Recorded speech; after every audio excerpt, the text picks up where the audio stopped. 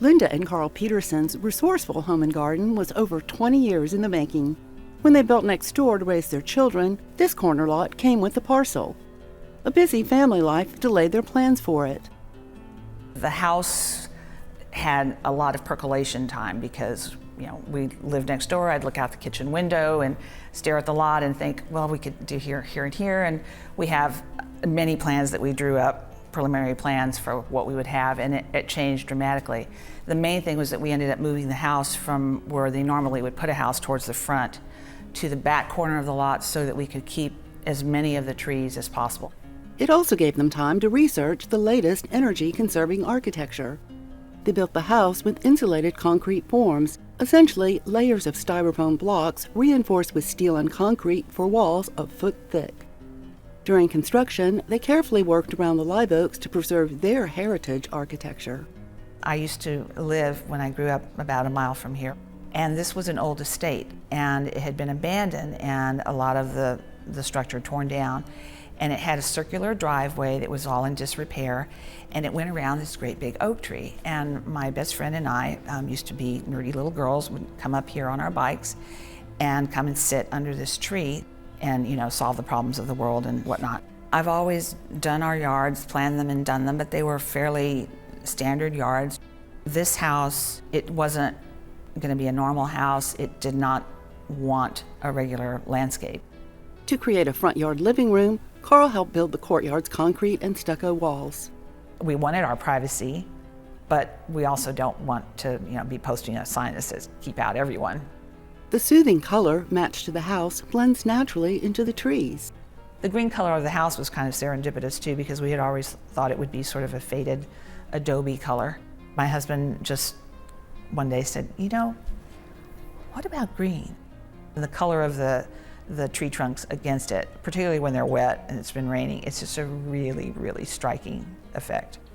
To ground the courtyard's serenity, they chose Pennsylvania bluestone in a green hue. Its entrance pathway extends to the front through a breeze-promoting and neighborly welcoming entrance foyer. Since many months call for outdoor dining and gatherings, they anchored the courtyard with a fireplace. Even when not in use, it's naturally where people gravitate. I sit there quite a bit. You find certain places that you want to go to, and that's one of them. This way we can have a fire, and even if we're inside, we can still enjoy it easily from inside. In curving beds to contrast straight lines, Linda chose water-thrifty plants. Rather than mentally distract with clutter, she goes for specimens or clusters in hues that don't jar the peaceful mood. Restricted by underlying limestone and ever-increasing shade from nurtured live oak trees, she goes for shallow-rooted plants, especially near the trees. It's a quiet place to fall into calm to the fountain's rhythmic bubble and the birds' gentle chatter overhead. It's the prettiest part. We can be out there, it's private. It's really nice, and we always wanted a courtyard. In front, until she could start planting, Linda dressed up a blank space with leftover flagstones as a stopgap alcove. There's a drainage aspect to it as well. The water flows that way anyway, so it was a nice way to utilize that. And I didn't want to look at a driveway, so you plant muley so that it softens it a little bit.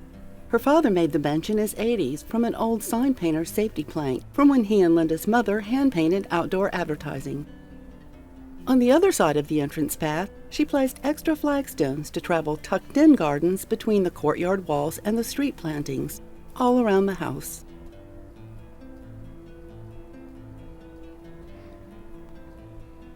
Tree stumps support a table from an old gate at their former house. It's been on site for many years when the corner lot was a favorite neighborhood picnic and block party spot. Curbside, at first she drafted designs on graph paper, as usual, but one day she simply headed to the nursery, filled up her car, and went for it. The intent was always that the walls would be fairly stark, but that the plants would soften them. Although she loves bold shapes best, she promotes their structure by pairing with softer plant forms.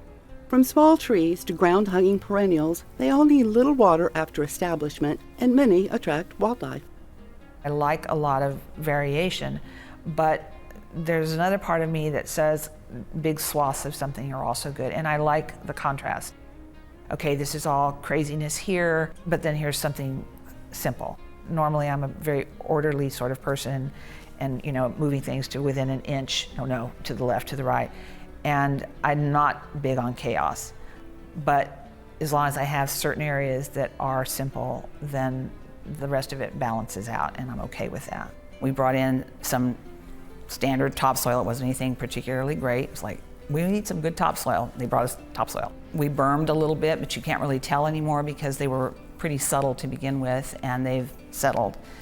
And that was partly because I like the look of the berm, and partly because my theory is if you don't want to dig a hole, put a berm, and then you put the dirt around it, And since I was the one doing the digging, I, quickly ascertained that berms were a good thing. And I planted very small plants. In the shady side yard and back, gravel and flagstones wind through the narrow space. Pygmy bamboo creates a gentle screen from the neighbors, and in shade doesn't need much water. Here's where she found the perfect spot for the faux bois fountain passed down from her grandfather.